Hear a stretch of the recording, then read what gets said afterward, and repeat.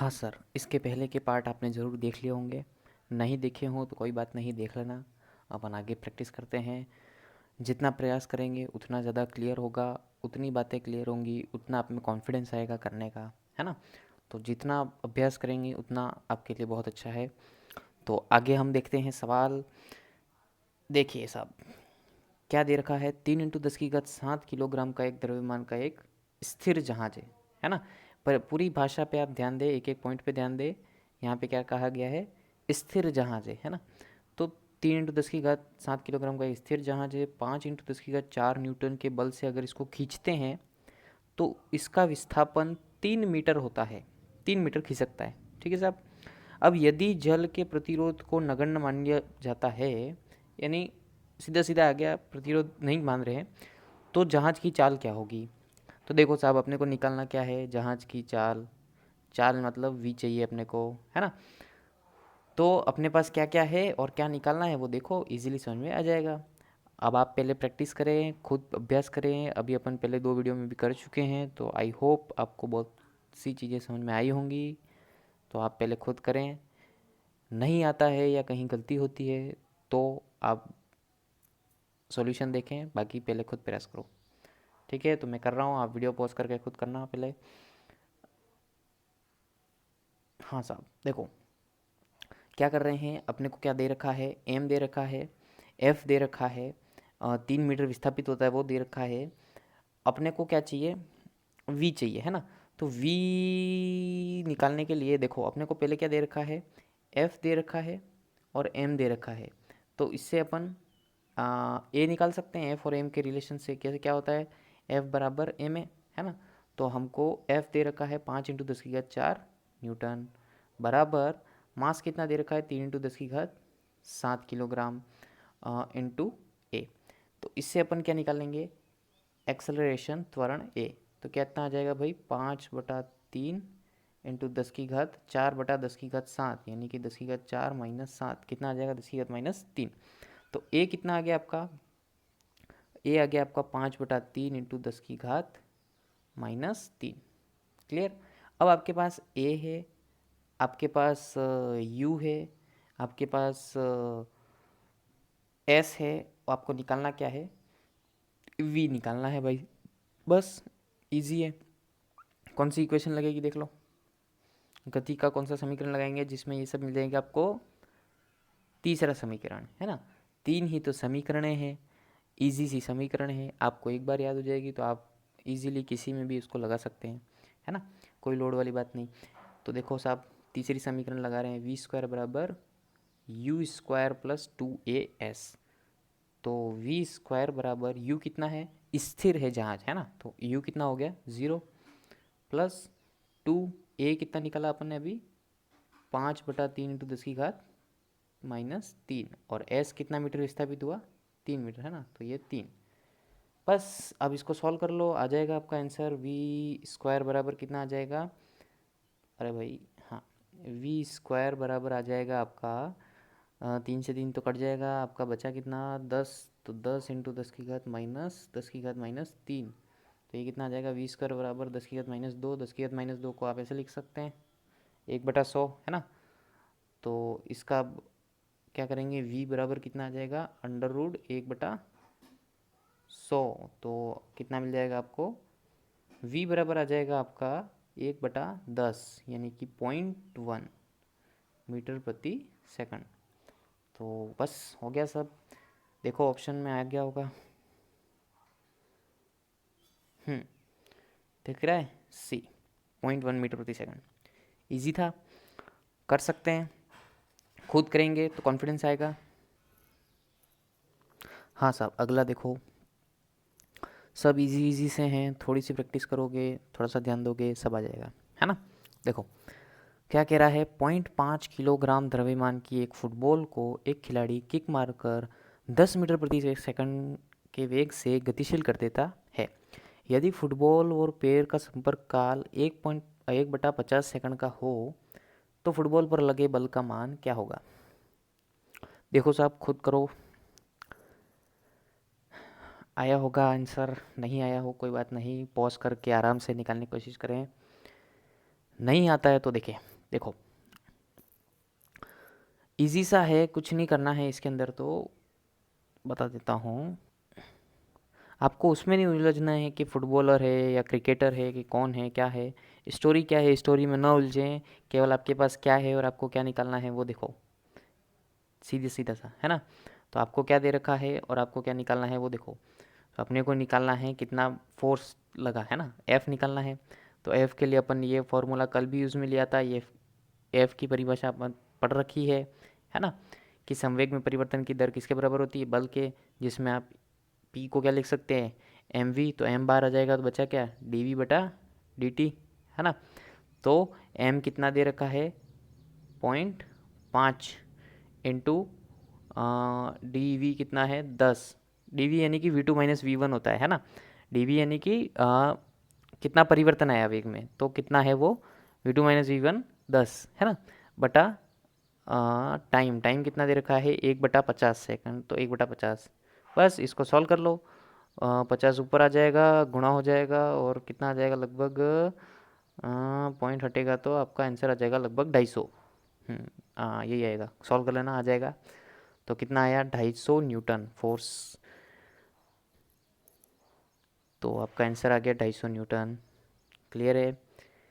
जैसे जैसे प्रैक्टिस करोगे आ जाएगा। और ये तो चलो एमसीक्यू हैं, अगर सीधा थ्योरी में कॉपी में सॉल्व करने वाले आते हैं तो वहाँ पे मात्रक वगैरह लिखना ना भूलें, क्योंकि उसका भी बहुत बड़ा असर पड़ेगा सामने वाले पे, है ना। जेट यान इंजन को जेट यान इंजन है, उसे ऊपर उठाने के लिए 10⁵ न्यूटन का प्रणोद बल प्रदान करता है, जिसका वेग 10 सेकंड में 1 किलोमीटर प्रति सेकंड हो जाता है। जेट यान का द्रव्यमान क्या होगा। चलो ठीक है साहब, करो खुद कोशिश। क्या क्या दे रखा है देखो, क्या दे रखा है, फोर्स दे रखा है ना, टी दे रखा है, 1 किलोमीटर प्रति सेकंड हो जाता है, वी दे रखा है।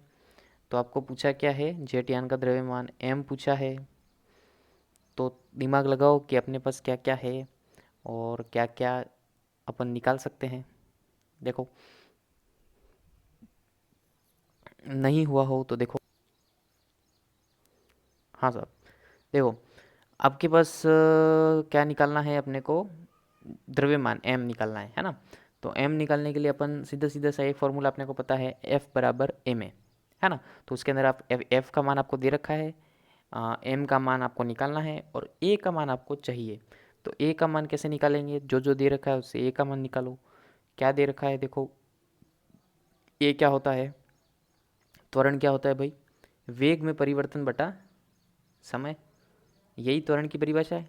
ठीक है साहब। तो वेग में परिवर्तन कितना होगा, कितना होगा भाई, कितना दे रखा है 1 किलोमीटर प्रति सेकंड। तो यहाँ पे मीटर प्रति सेकंड में ही लेंगे, किलोमीटर प्रति सेकंड में नहीं ले, मीटर प्रति सेकंड में। तो 1 किलोमीटर कितना होता है, 1000 मीटर। तो 1000 मीटर प्रति सेकंड है ना, माइनस जीरो बटा कितने सेकंड तक, 10 सेकंड। तो कितना आ जाएगा भाई, जीरो हट गया, 10 जीरो जीरो कट गया, कितना आ गया आपका, ए कितना आ गया आपका 100 मीटर प्रति सेकंड स्क्वायर। तो ए कितना आ गया आपके पास 100। अब आपको क्या निकालना है, एफ निकालना है। तो बस देख लो फटाफट, आ गया एफ बराबर एम ए। एम कितना है दे रखा है आपको, नहीं यही तो निकालना है भाई मेरे। और एफ कितना दे रखा है, 1 मिनट, हाँ एफ कितना दे रखा है सीधा ही लिख देता हूँ, 10⁵5। एम अपने को निकालना है और ए अपने निकाला 100। क्लियर। तो एम कितना आ गया, काट दो, कितना बचा, 10⁵3 किलोग्राम। समझ में आया। बस थोड़ा सा अपने को प्रैक्टिस होनी चाहिए कि क्या दे रखा है और उसके लिए मेरे को क्या फार्मूला लगाना है। तो वो आप करोगे तो आपको समझ में आ जाएगा, कॉन्फिडेंस आ जाएगा। तो कितना आ गया आपका आंसर, 10⁵3 किलोग्राम। ओके। हाँ साहब,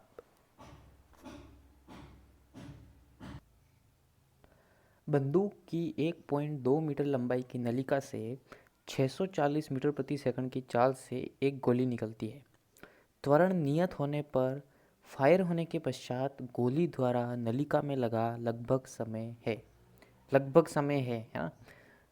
तो अब अपन सॉल्व करेंगे तो आपको समझ में आ जाएगा कि क्या बात हो रही है। तो आप पहले एक बार खुद प्रयास करें, है ना, बंदूक में और गोली में न उलझे। आप केवल ये देखिए कि आपको क्या दे रखा है, 1.2 मीटर लंबा, यानी कि आपको एस दे रखा है ना, आपको एस दे रखा है, और आपको क्या दे रखा है, वी दे रखा है ना, क्योंकि बंदूक की गोली पहले ठहरी हुई है, फिर 640 मीटर प्रति सेकंड की चाल से जा रही है ना। तो पहले ठहरी हुई का मतलब होता है u बराबर 0 और v बराबर 640, और क्या दे रखा है आपको, s दे रखा है, और आपको पूछा क्या है, t आपको निकालना है। तो देखो, प्रयास करो, खुद करें, फिर देखें सॉल्यूशन। ओके,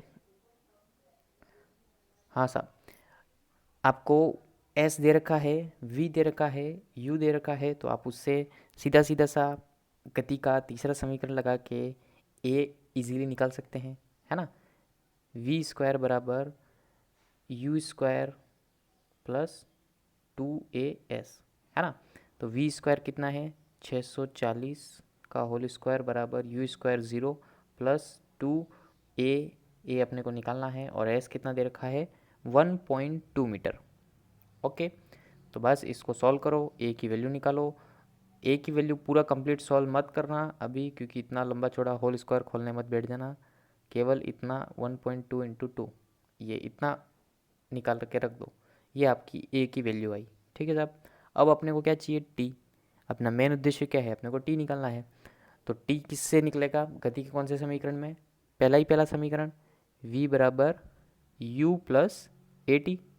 ओके, तो v कितना दे रखा है, 640 बराबर u कितना है 0 प्लस a कितना निकाला अपन ने, 640 का होल स्क्वायर बटा 1.2 इंटू 2 यानी कि 2.4, है ना, 2.4 इंटू टी। तो t की वैल्यू निकालो, कितनी आ जाएगी, t बराबर 640 इंटू 2.4 अपॉन 640 का होल स्क्वायर, है ना। तो स्क्वायर से 640 कट जाएगा, बचा कितना, 2.4 अपॉन 640। इसको आप सॉल्व करोगे, कितना आएगा, लगभग पॉइंट में आएगा, लगभग 0.00375 सेकंड्स। अब ये आंसर आया है आपका सेकंड में, लेकिन आप ऑप्शन में देखोगे तो आपको सभी आंसर सेकंड में ना देके मिली सेकंड में दिए हुए हैं।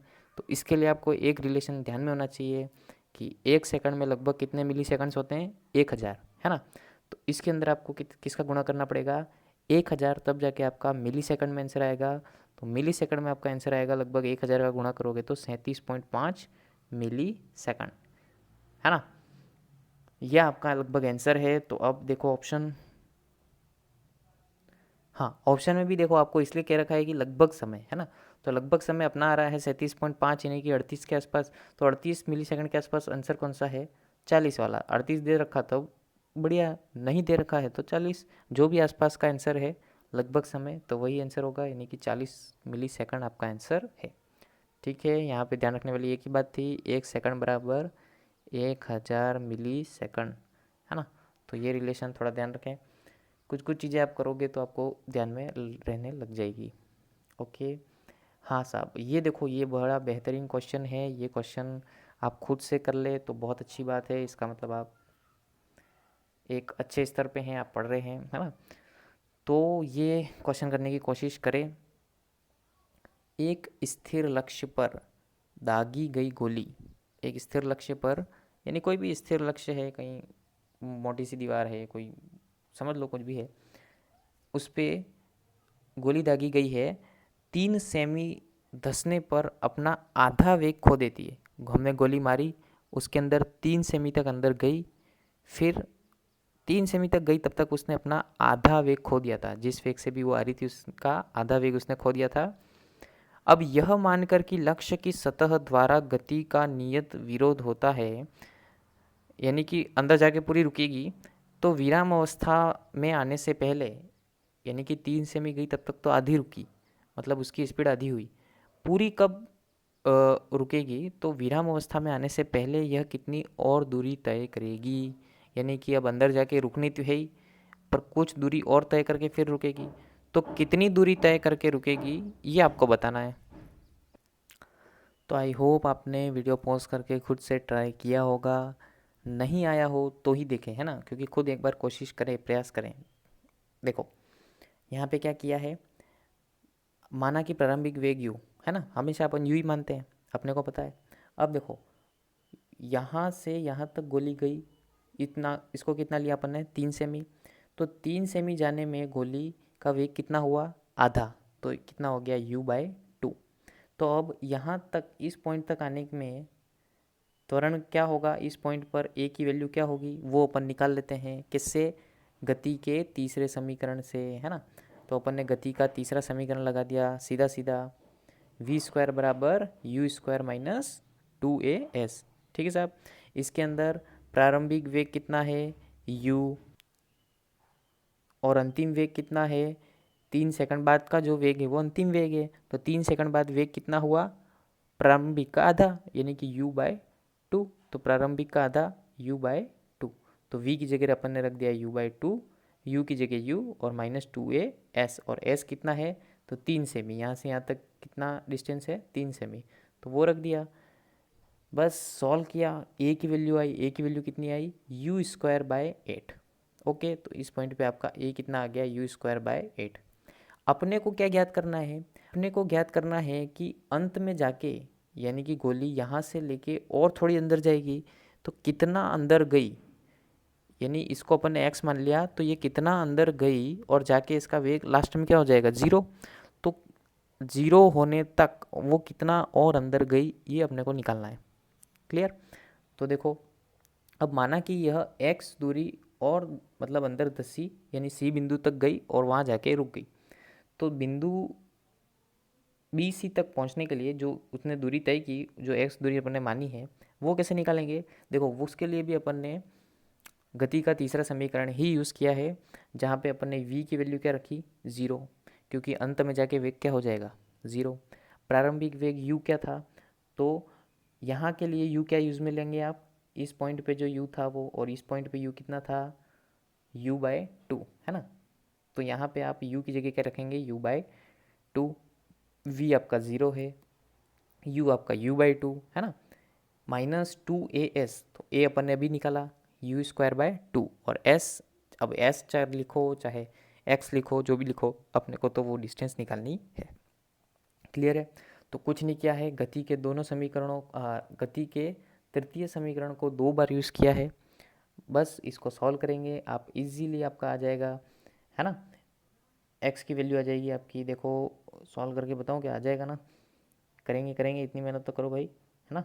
इसको इधर ले जाना, उठा के होल स्क्वायर खोल देना, 2 से ये कट जाएगा और आपका इजीली आंसर आ जाएगा x बराबर 1। क्लियर है।